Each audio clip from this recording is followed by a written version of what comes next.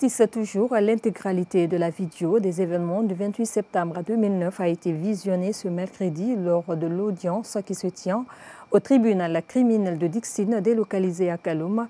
Cette démarche des acteurs engagés dans cette procédure vise à œuvrer pour un procès équitable dont la finalité sera de situer les responsabilités dans ce massacre. Omar signe ce compte rendu. À travers une projection vidéo, le film des événements de la journée du 28 septembre 2009 a été visionné dans la salle d'audience du tribunal criminel. Une démarche à l'issue de laquelle la partie civile tire son épingle du procès. C'est un élément très important qui a été diffusé aujourd'hui. D'abord sur la réunion qui a précédé la manifestation et où vous avez vu la marée humaine qui a déferlé au stade et surtout la répression sauvage. Puisque quand il est question de maintien d'ordre dans un contexte de ce genre, je pense qu'il y avait d'autres moyens que de venir tirer à balles réelles. Et vous avez suivi aussi le témoignage des victimes, les femmes qui ont été violées. Certaines ont témoigné dans cette vidéo.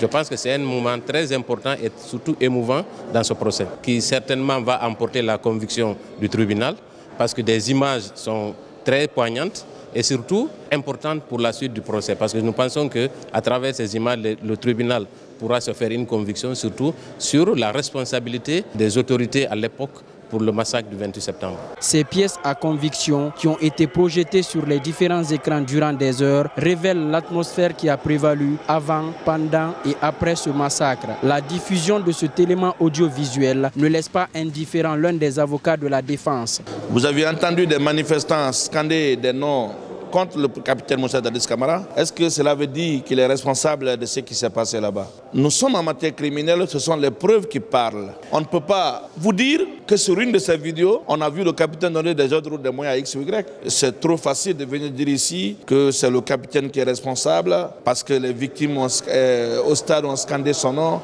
parce que des manifestants au stade ont scandé son nom, mais ce n'est pas sérieux ça. Aujourd'hui, on s'attendait à ce qu'on vienne nous projeter ici des audios ou des vidéos où le capitaine est en train de donner des ordres, où le capitaine est au Marocain comme on l'a légué ici, mais ce n'est pas le cas. Donc à date, c'est un dossier vide en ce qui concerne le capitaine Moussa Dadis Camara. L'audience a été renvoyée au 4 mars pour la suite des débats dans le cadre du procès des événements du 28 septembre 2009.